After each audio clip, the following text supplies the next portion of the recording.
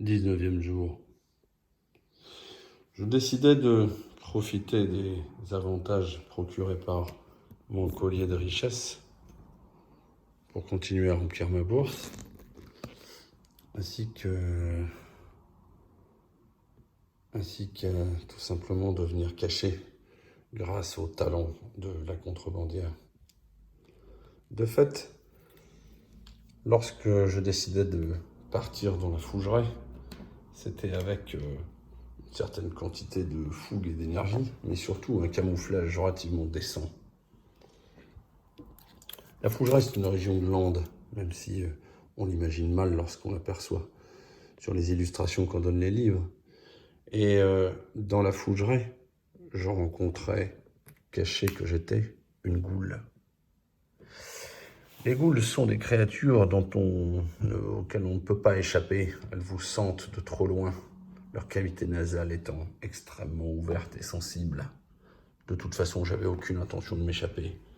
Mon intention était beaucoup plus de lui expliquer, ma hache à la main, pourquoi nous avions des intérêts divergents. Caché comme je l'étais, je disposais de l'effet de surprise.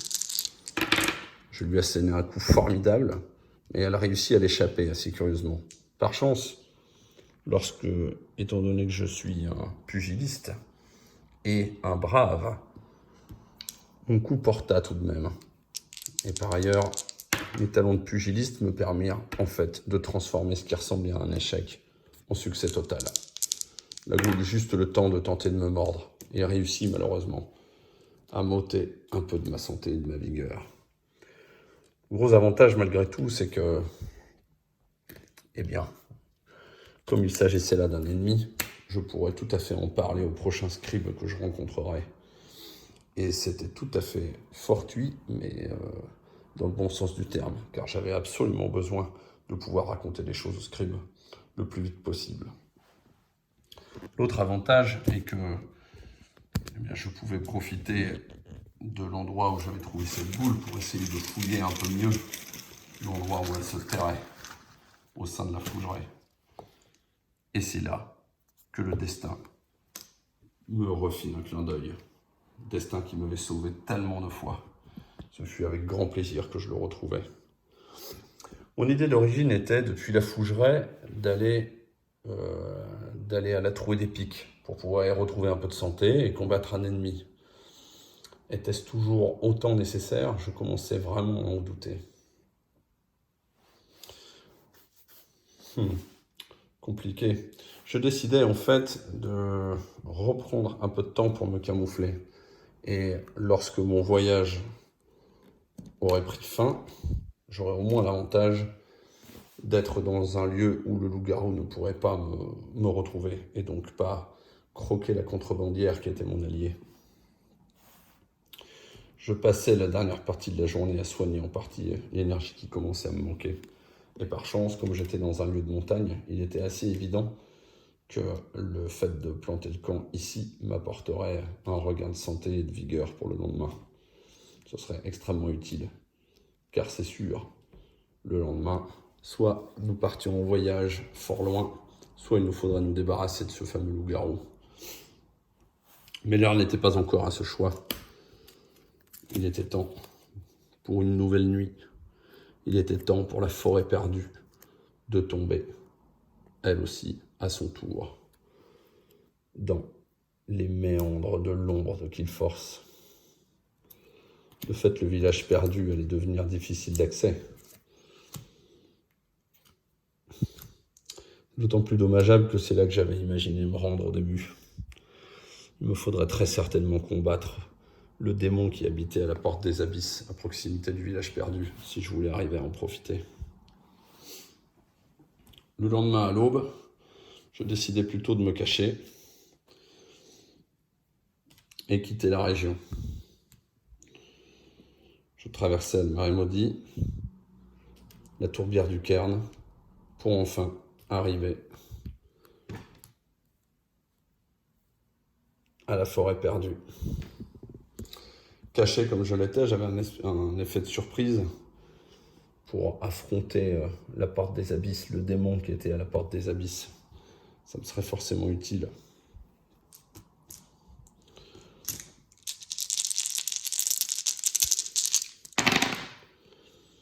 Je profitais tout de suite de mes talents de brave et du destin qui m'avait été accordé pour donner un coup parfait à ce démon. Il résista, il répliqua, il me blessa très fortement. Mais au moins, j'avais réussi à l'oxyre. Je n'avais toutefois plus assez d'énergie pour continuer mon aventure en ce lieu, et forcément le fait d'y planter mon camp dans une zone encore dans l'ombre allait encore plus me blesser. Mais je n'avais pas le choix. C'était ça qu'il fallait faire, ou rien.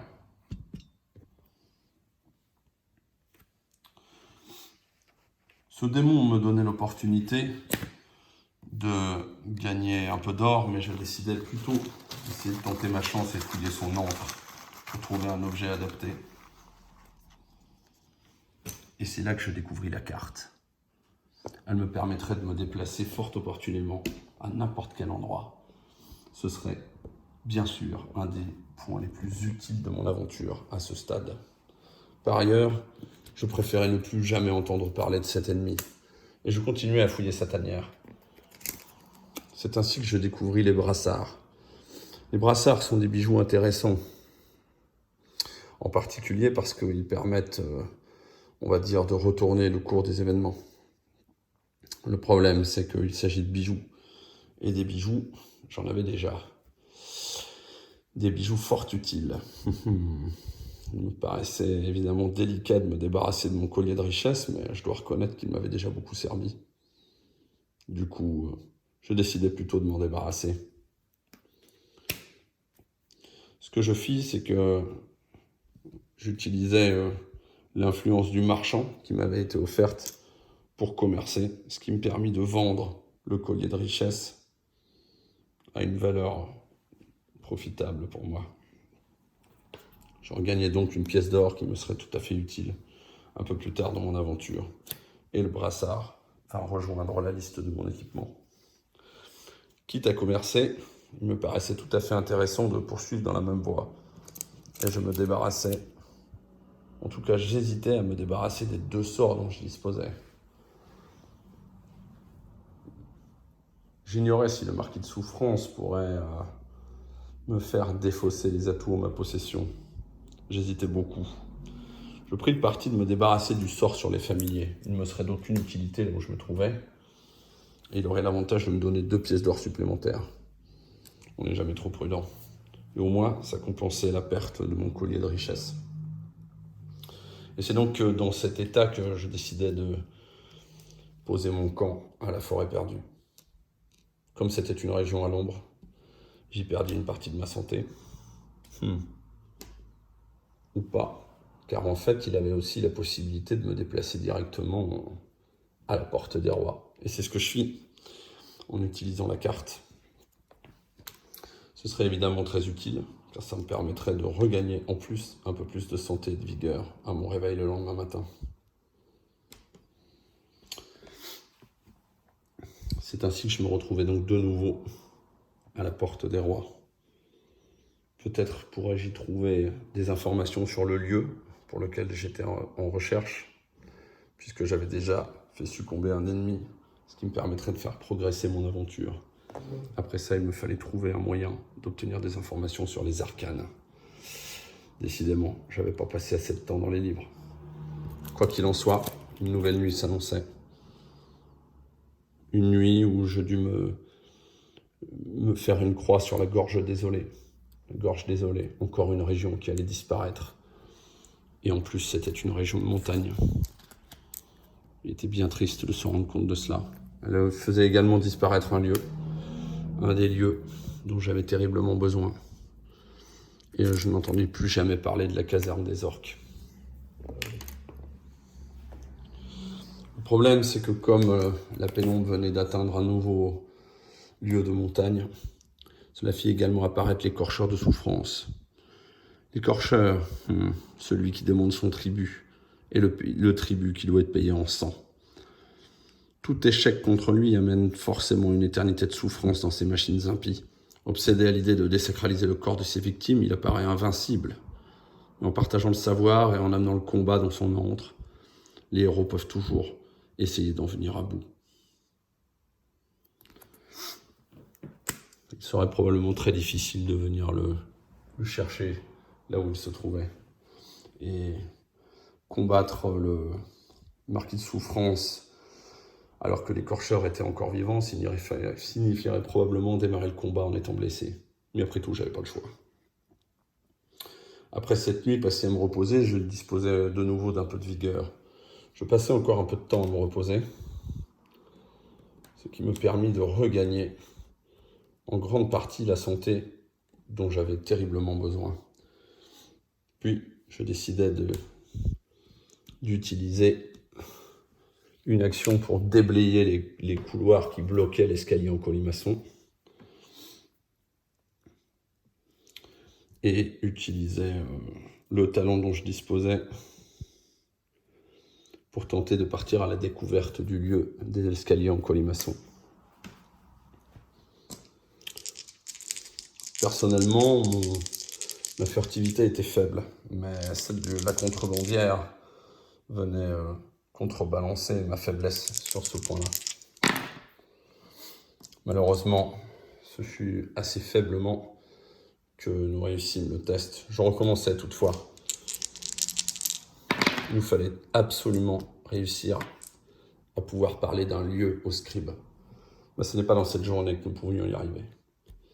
Nous établîmes le camp, et comme nous étions en montagne, je profitais d'un sommeil bien réparateur pour préparer ma journée du lendemain. J'étais désormais en pleine forme, en pleine possession de mes moyens, et il nous fallait impérativement progresser à la porte des rois.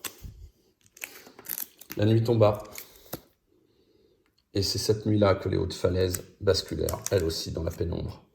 Une fois encore, une zone de montagne.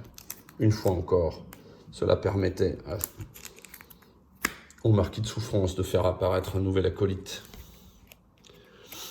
Cela faisait également disparaître un ennemi en jeu qui, en fait, attiré par le chevalier à la rose, alla le combattre et perdit la vie. C'est donc le chevalier à la rose qui nous débarrassa du loup-garou affamé contre lequel j'avais eu tant de mal à combattre et qui m'avait valu tant de peine. Quoi qu'il en soit, désormais, nous pouvions attaquer une nouvelle journée.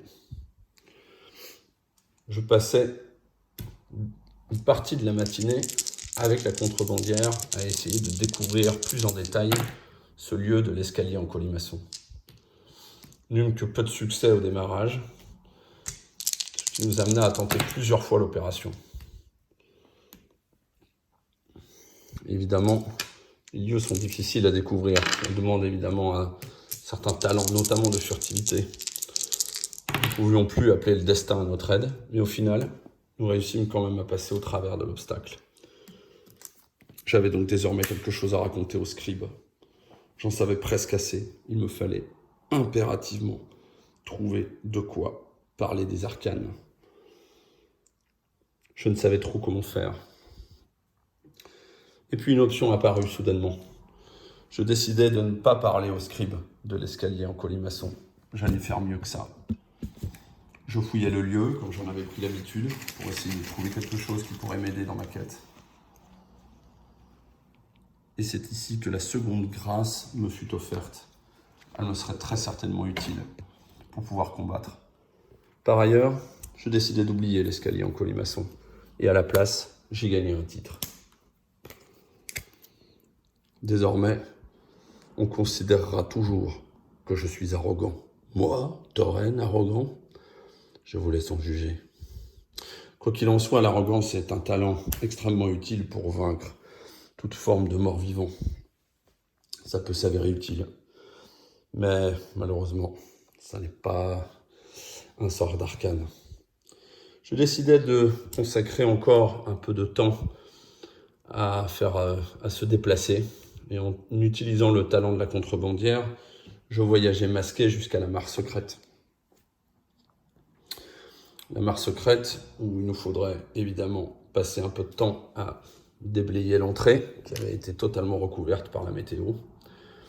Et enfin, nous tentâmes, avec ma contrebandière, de passer un peu de temps pour essayer d'en découvrir les secrets. Malheureusement, ce fut un échec la première fois.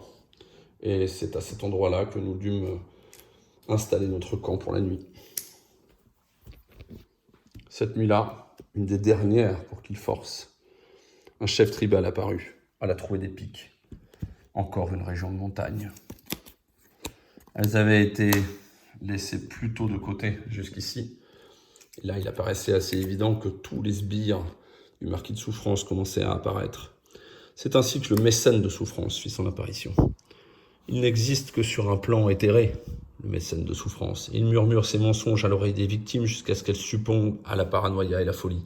Dès à présent, les paysans érigent des gibets destinés à leurs frères et à leurs parents. Il fallait absolument mettre fin à cette folie avant le point de non-retour, sous peine de sacrifier une partie très précieuse de notre de tout ce que nous avions emmené avec nous. Évidemment, j'avais un sort dont je pouvais me défaire assez facilement, mais malgré tout, il aurait pu être intéressant d'affaiblir plutôt le marquis, plutôt que de le laisser se renforcer. Quoi qu'il en soit, reposé par cette nuit, une des dernières nuits dont il force, nous décidâmes avec la contrebandière de continuer à essayer de percer les secrets de la mare. Non pas pour essayer de profiter de ce qu'elle offre en termes de soins, mais plutôt pour continuer à aller chercher parmi les titres, à y gagner quelque chose qui nous permettrait de toucher du doigt ce que représentent les arcanes. À vrai dire, je ne savais trop que faire. Plutôt essayer de partir du côté du bosquet béni, trouver des liens avec des sources magiques. Ça aurait pu être une piste tout à fait intéressante et profitable. Mais je ne savais trop si nous pouvions y parvenir en temps et en heure. Ou alors jouer la carte des titres et espérer toucher un mot-clé d'arcane. Le choix était cornélien. Ça n'a absolument rien d'évident. Ce qui est sûr, c'est qu'il s'agissait d'un lieu et qu'il fallait que je puisse parler d'un lieu à mon scribe. C'est donc avec cette logique que nous partîmes à la recherche de cette mare secrète. Nous la trouvâmes assez facilement et cela me permit en fait de fouiller les alentours à la recherche de quelque chose d'utile. Soigner ne m'était aucune utilité puisque j'avais déjà tout ce qu'il fallait. Je gagnais donc 3 pièces d'or, laissées probablement par des gens superstitieux qui pensaient que la mare pourrait les soigner mieux en échange d'une partie de leur argent. Moi, je laisse les superstitions à ceux qui veulent les croire. Ayant fait cette acquisition, je décidai de conserver ce que j'avais appris comme information autour de la mare. J'en savais donc assez sur un ennemi, j'en savais assez sur un lieu, il me fallait l'arcane. Toujours l'arcane. Nous restâmes sur place et nous décidâmes de fouiller un petit peu plus la forêt.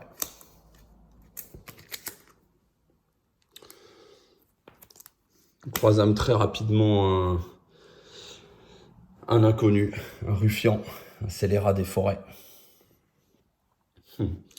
Rien d'évident car il fallait impérativement réussir le test d'influence contre lui. L'influence, j'en avais, mais pas forcément au point de pouvoir sacrifier trop de choses. Par chance, je réussis en grande partie mon test dès le premier coup. Je poursuivis et aidé de la contrebandière, nous continuions à essayer de le convaincre. Heureusement, cette contrebandière œuvra grandement pour arriver à le convaincre avec moi. C'est sûr que de ruffian à ruffian, c'est toujours plus simple d'arriver à se comprendre. Il nous laissa donc continuer à fouiller les environnements où il se trouvait, ce qui me permit de gagner de manière très profitable un appui conséquent du destin, qui déjà tant de fois m'avait accompagné dans mon aventure. Par ailleurs, quelle était la meilleure chose à faire? Oui, probablement aller chercher un allié. Et cet allié, c'est l'élémentaliste. Il me permettrait d'avoir une meilleure influence et de me déplacer plus facilement. Autant de choses, toujours très utiles. Galvanisé par cette expérience dans la forêt, je décidai d'utiliser son talent et celui de la contrebandière pour me déplacer de manière masquée jusqu'au bosquet béni. Le double déplacement ne me coûta qu'un point d'action, qu'un point en énergie, ce qui me permit d'arriver à la quête d'union des clans. Pour cette quête, il me fallait faire preuve d'influence. Et justement, mon nouvel allié, l'élémentaliste, allait probablement m'y aider. Heureusement qu'il était là, mais de toute évidence, ça n'allait pas aller de soi. Cela nous prit donc encore plus de temps pour essayer de continuer à unir ces fameux clans présents dans le bosquet béni. Les chefs de clan ne sont pas des gens faciles à convaincre. Si vous en fallait la preuve, désormais vous l'avez. Nous passâmes le dernier moment de notre journée à tenter le tout pour les convaincre de s'allier. Et ce fut malheureusement un échec. Devant tant de difficultés, nous décidâmes de simplement poser le camp là où nous étions. Et malheureusement, cela nous coûta un peu de notre santé car nous étions dans une région à l'ombre. Décidément, cette quête des arcanes devenait impossible. La nuit tomba. Et avec elle, la clairière cachée tomba à l'ombre. Un des derniers endroits, celui que nous venions de quitter, un des derniers refuges. Ça allait devenir de plus en plus compliqué, décidément. En plus, dans mon malheur, je constatais que j'oubliais en partie la mémoire de mes aventures. Et c'est probablement ce qui allait sonner le glas de l'intégralité de toute cette quête. Je ne pouvais me résoudre à oublier des choses autour de mes ennemis. Je ne pouvais me résoudre à oublier ce que j'avais connu en termes de lieux. Il allait pourtant falloir faire un choix. Je décidai d'oublier la mare au secret. Tant pis. Après tout, le canyon du magma comportait lui aussi un lieu digne d'intérêt. Il faudrait probablement que j'y aille. Sans trop attendre, sûrement. Blessés, nous étions tout de même suffisamment reposés pour repartir.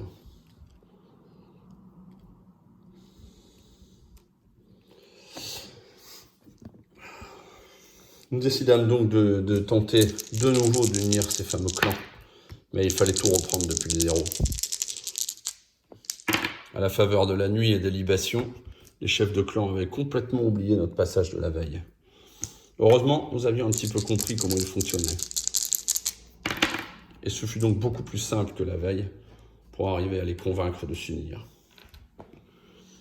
La bonne nouvelle, donc, c'est que nous pouvions désormais profiter du lieu où ils se trouvaient pour essayer de tirer parti de leur possession. Et c'est ce qui nous permit de trouver de nouveau une lanterne. Toujours quelque chose d'utile. Par ailleurs, puisque nous avions réussi une quête, je décidai plutôt de la laisser de côté et de nouveau de faire appel à la magie. Je découvrais un sort, un autre sort, un du genre qui vous permette de vous déplacer à la vitesse du vent, de l'éclair, de et que sais-je. Je m'en débarrassais, car un sort cinétique, j'en possédais déjà, quelque chose qui me permettrait sûrement de faire quelque chose, mais bon, je le conservais à tout hasard, mais décidément, le sort n'était pas avec moi. Je me déplaçais jusqu'à la région avoisinante, et je me retrouvais au canyon du magma.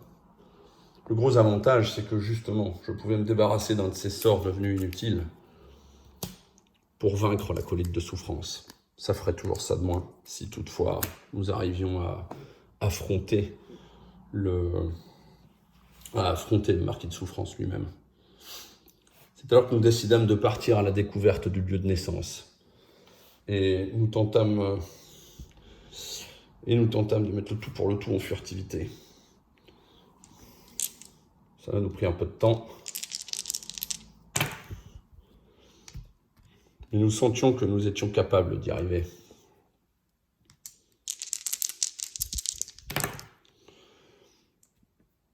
avec un peu d'opiniâtreté et en poursuivant notre quête, nous avons réussi à découvrir plus en détail, plus d'informations sur ce lieu de naissance. La bonne nouvelle, c'est que nous pouvions encore essayer de profiter de toute la fouille que nous avions faite pour trouver de nouveau un objet utile. Et nous trouvâmes les bottes qui permettent d'être beaucoup plus furtifs. Mais toujours pas d'arcane. Cela commençait à devenir compliqué.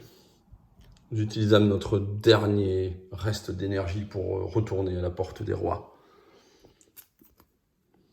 Et c'est là que l'homme bête nous tomba dessus. Nous n'étions pas cachés, et il fallut donc le combattre arme à la main immédiatement. La bonne nouvelle, c'est que quand il s'agit de se bagarrer, vous l'avez vu, je suis pas dernier.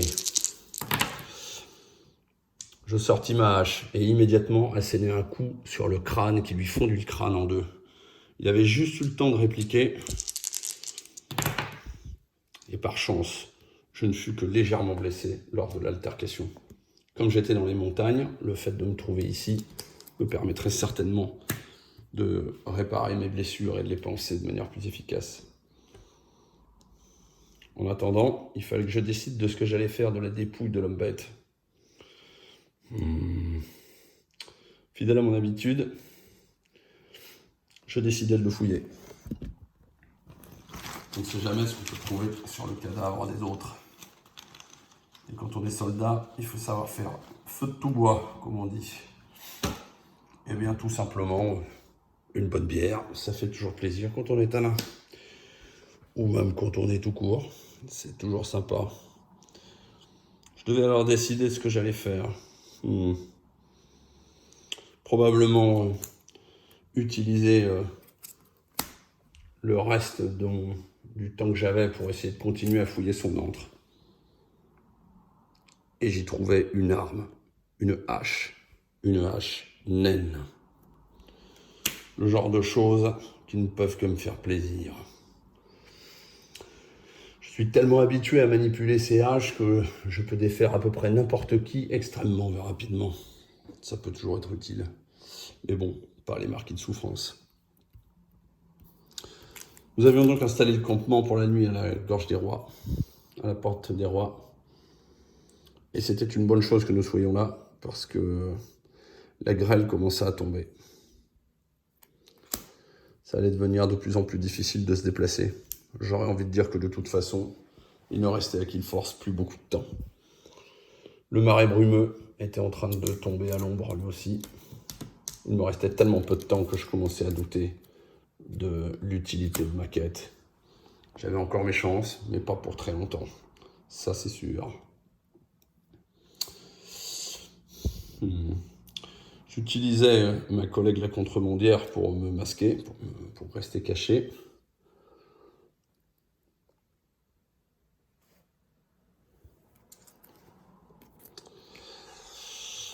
Et je commençais à réfléchir. Où est-ce que j'avais le plus de chances de trouver de quoi me renseigner sur la magie dont j'avais besoin? Probablement auprès des sorts. Toujours pareil. Nous dépensâmes une partie de notre énergie de la journée pour nous déplacer jusqu'au marais brumeux. Essayer d'aller rencontrer le négociant qui demandait à être escorté. Comme j'étais masqué, évidemment, cela me prit une action supplémentaire pour sortir mon camouflage et commencer à lui parler. La question maintenant était de savoir, est-ce que nous allions tenter de le persuader? Oui, c'était certainement la chose à faire. Entre la présence de l'élémentaliste et mon charisme de nain, nous avions un certain nombre de chances de réussir. Pourtant, il avait la tête plus dure que ce qu'on aurait pu imaginer. À croire que je ne suis pas moi-même un très bon négociant. J'insistais, et pourtant, cela n'eut aucun effet immédiat. Il fallut recommencer. Il ne me restait plus beaucoup d'énergie dans ma journée, mais c'était quitte au double. Malheureusement, ça ne suffit pas. Et j'ai dû établir le campement dans une région à l'ombre. Encore une chose que je déteste. Mais bon, nécessité fait loi, pas le choix.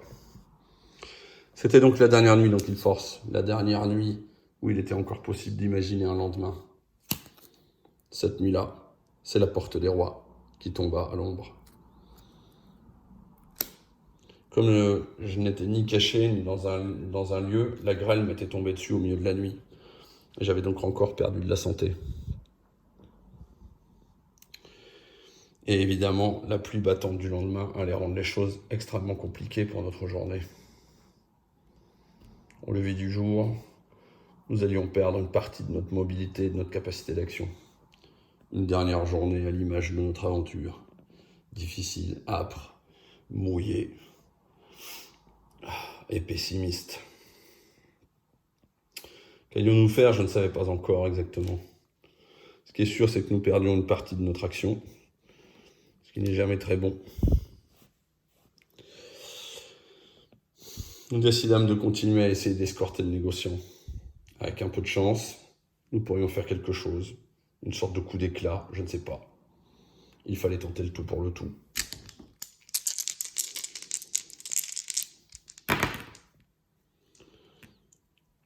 En utilisant les connaissances que j'avais sur lui de la veille, mon premier argument fit mouche, et je m'appuyais sur le destin pour essayer de le convaincre de manière plus totale.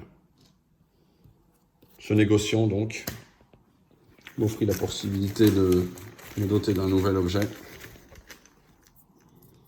Et c'est là que j'ai eu accès à la carte.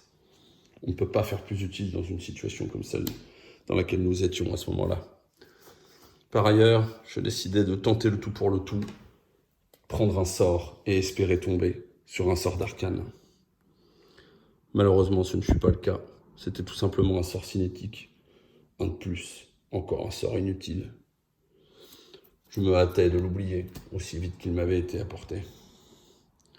Je ne savais plus trop que faire. Je résolus de me rendre, en utilisant la carte, au canyon du magma. Finalement, c'est peut-être encore là que j'avais mes chances de trouver quelque chose. Arrivé sur place, je fis une rencontre dans la montagne. Un brigand. Malheureusement pas arcanique, mais bon. Pour le moment, je n'avais pas d'autre choix que de l'affronter. Évidemment, il avait peu de chance. D'autant que j'étais dans un état de désespoir avancé, et donc ma colère était intense. Il s'en rendit très rapidement compte lorsque ma hache fracassa son crâne du premier coup. Il avait juste eu le temps de sortir sa double épée, mais elle n'avait aucune chance de me toucher. C'est ainsi qu'il fut défait aussi vite qu'il était apparu. En fouillant les lieux avoisinants, comme à mon habitude, je découvris de nouveau une bière. Bonne nouvelle pour celui qui veut combattre, mais qui ne sert à rien dans bien des cas, lorsqu'on est désespéré comme nous l'étions. Par contre, en fouillant son cadavre, je découvris un objet. Une arme, une épée dorée. Toujours utile. Je ne savais trop que faire. Je décidai de la prendre et de laisser sur place la hache naine. Je saurais toujours la retrouver, et au moins il y aurait une trace de notre passage au canyon du magma. Il me paraissait logique de la laisser là-bas. J'utilisais donc une autre action pour essayer de fouiller les montagnes à la recherche de quelque chose qui pourrait m'aider. Et c'est là que je rencontrai l'ambassadrice. Bien sûr, il me faudrait user de toute la force de ma persuasion, et l'élémentaliste qui m'accompagnait m'aida énormément dans cette quête. Il fallait la convaincre, c'était indispensable. Nous commençâmes à discuter, et je sentais évidemment que cela allait durer beaucoup plus longtemps que je ne l'aurais souhaité. Quand enfin je réussis à la convaincre, je n'avais déjà plus d'énergie pour la fin de ma journée, ce qui allait très certainement me poser un problème.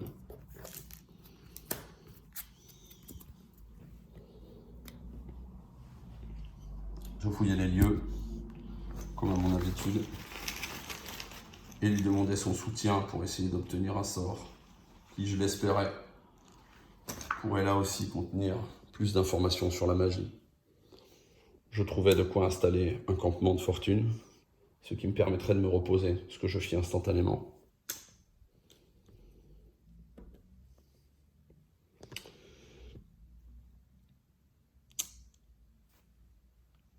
J'oublie de préciser que c'est en utilisant la lanterne que j'avais réussi à faire la rencontre de cette ambassadrice. Elle m'offrit donc la possibilité d'un sort, un sort de résurrection, un soin extrêmement utile, mais je ne savais pas trop que faire, trop puissant pour être utilisé pour moi, inutile dans l'immédiat. Je me hâtais de l'oublier. Malheureusement, toujours aucune information sur les arcanes dont j'avais tellement besoin. À ce stade, je dois dire que j'étais assez désespéré. Aucune chance d'arriver à progresser suffisamment pour attaquer la forteresse. Aucune chance d'arriver à trouver la trace du marquis de Souffrance. Tant que je n'aurais pas résolu ce mystère de forteresse, il n'apparaîtrait pas, j'en étais maintenant certain. Plus beaucoup d'énergie dans ma dernière journée, et plus aucune région de Killforce ne connaissait déjà la lumière. Voilà, vous connaissez mon histoire. Vous savez maintenant que, avec le peu d'énergie qui me restait, je décidai de retourner à la Porte des Rois. Et juste avant que les derniers rayons du soleil ne touchent le bord de la porte, je la scellai en utilisant notre technologie naine pour toujours. Killforce a donc sombré. Killforce est tombé.